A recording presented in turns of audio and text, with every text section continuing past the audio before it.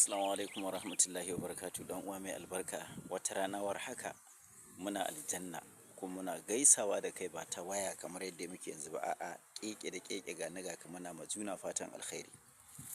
Wato zan yi magana kan Sayyidina Abubakar, babban sahabin manzon Allah sallallahu alaihi wasallam, wanda suka zama generation na farko na wannan al'umma. Sayyidina Abubakar malamai na cewa sunan shi Abdullahi, kuma dan Abu Quhafa, mahaifiyarsa kuma Ummul Khair wato Salma binti Bakhr. Sannan kuma mahaifi ne ga Ummuna Aisha radhiyallahu anha. Sannan bayan ita yana da Asma'u binti Abubakar, yana da Ummu Kulthum, yana da Abdullahi, yana da Abdurrahman, yana kuma da Muhammad. ‘Ya'yansa ne waɗannan. Sayyidina Abubakar shine na ɗaya daga cikin, ko kuma a ce shine namijin farko wanda ya amshi musulunci lokacin manzon Allah sallallahu alaihi wasallam, cikin mazaje kenan. Wato cikin yara kuma Sayyidina Ali ne karramallahu wajahu. Sannan kuma ya samu tambari da take na As-Siddiq saboda gaskiya.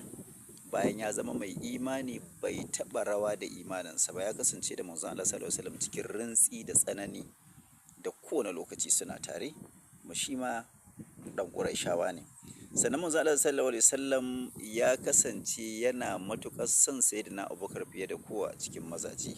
Sannan Sayyidina Abubakar ya kasance mai tsananin biyayya ga manzon Allah sallallahu alaihi wasallam, baya son ganin fushi ko bacin ran manzon Allah sallallahu alaihi wasallam, musamman ma lokacin da suka yi tahiya ta hijira tare. Ka jiba wannan matsayi da Allah ya zaɓe shi, ya raka manzon Allah sallallahu alaihi wasallam lokacin da Allah ya umarce shi hijira.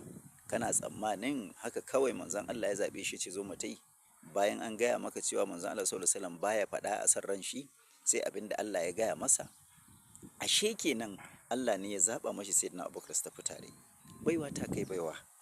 Sayyidina Abubakar radiyallahu anhu, baya ga nan ga sadaukarwa, shine wanda yake cira ta dukiyarsa kaf ya bada.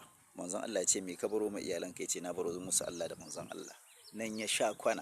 Sayyidina Umar ya yi jinjina, ya san cewa lallai an bashi tazara. Da yana cewa shi ma yau zai yi, saboda ana kwaɗayi da kuma ƙoƙarin yin aikin alkhairi kamar da kaga wani yana yi. Sannan Sayyidina Abubakar ya kasance mai mutuntawa a matsayin shi na khalifa, ya yi riko da gaskiya da adalci da jajircewa da ƙwarara gwiwa, duk da ya fuskanci ƙalubale mai tsanani, saboda lokacin da manzon Allah sallallahu alaihi wasallam ya yi wafati, da yawa daga cikin waɗansu musulmai na wasu ɓangarori su riƙa yin ridda, suka nemi ba ma za su ba da zakka ba.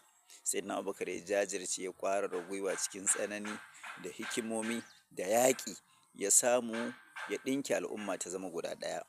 Sayyidina Abubakar ya zama gwarzo cikakke, wanda ta kai ga lokacin da Allah subhanahu wataala ya kira manzon Allah sallallahu alaihi wasallam zuwa Isra'i da Mi'raji, akwai inda aka kai sai da aka sanya mashi murya ta babban abokin Sayyidina Abubakar, ya samu natsuwa saboda irin yadda ya samu kanshi a wannan lokaci. Dan uwa mai albarka, ina mai fata ni da kai wata rana mu kasance ga ni ga ka ga Sayyidina Abubakar radiyallahu anhu tare da manzon Allah sallallahu alaihi wasallam a aljanna. Allah ya ƙara mu rayuwar albarka. Assalamu alaikum wa rahmatullah.